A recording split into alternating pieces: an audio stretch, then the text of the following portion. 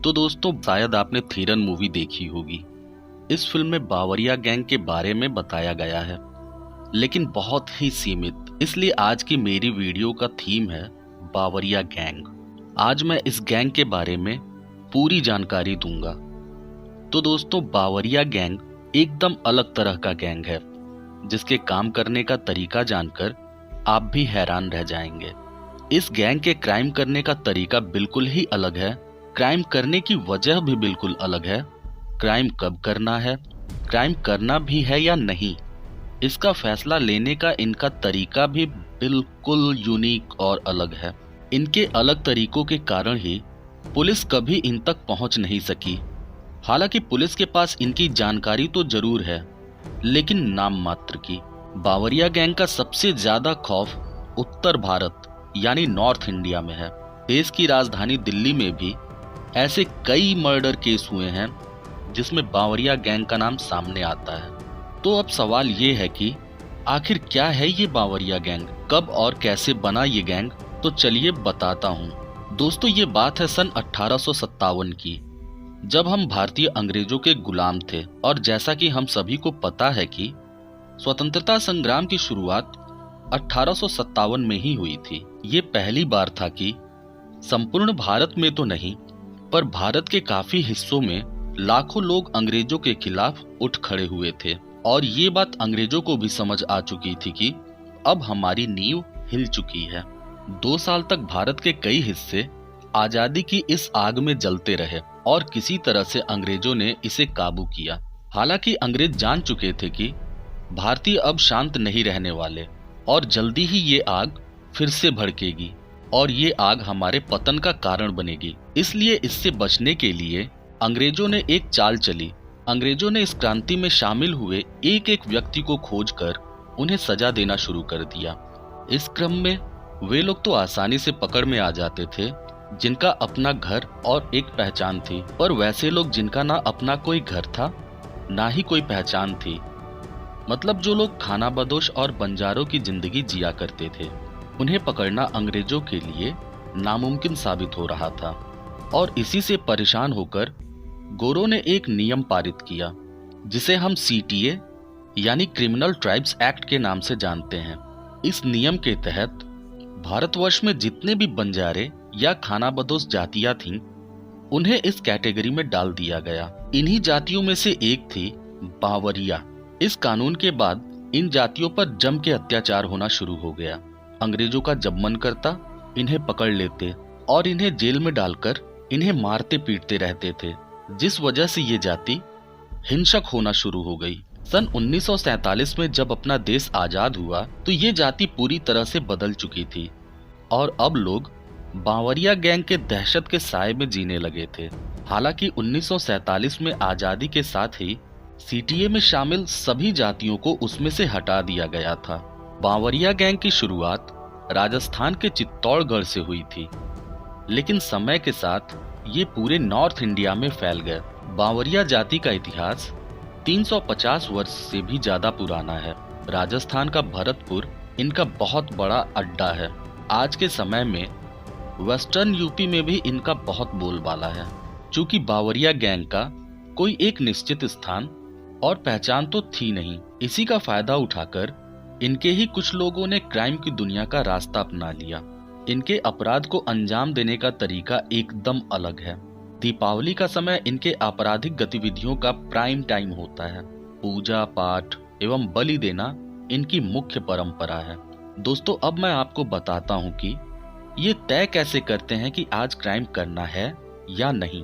तो दोस्तों किसी भी घटना को अंजाम देने के लिए ये गिरोह अपने कुल देवी का आशीर्वाद लेते हैं और अपने साथ एक बकरा लेकर अपनी कुल देवी के मंदिर जाते हैं और उस बकरे को मंदिर के सामने आजाद छोड़ देते हैं। यदि बकरा मंदिर के अंदर चला गया तो ये लोग मान लेते हैं कि देवी का आशीर्वाद उनके साथ है एवं वो अपना कार्य कर सकते हैं और इसी के साथ वो उस बकरे की बलि भी दे देते हैं। लेकिन यदि बकरा मंदिर में जाने की बजाय कहीं और चला जाए तो ये लोग मानते हैं कि अभी समय उपयुक्त नहीं है, इसलिए देवी ने उन्हें आशीर्वाद नहीं दिया है। और उसके बाद ये सिलसिला रोज चलता है।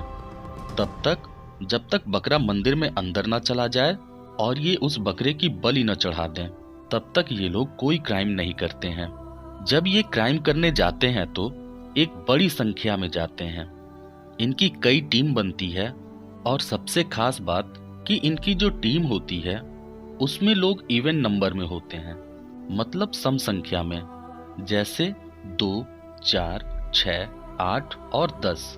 हर टीम अलग अलग जाकर अपने क्राइम को अंजाम देती है। इनकी एक खासियत ये भी है कि ये घर से निकलते ही क्राइम सीन पर कभी नहीं जाते हैं, बल्कि ये नाइट मूवी के शो में जाकर उसकी टिकट लेते हैं और कुछ देर मूवी देखने के बाद क्राइम स्पॉट की तरफ चल पड़ते हैं।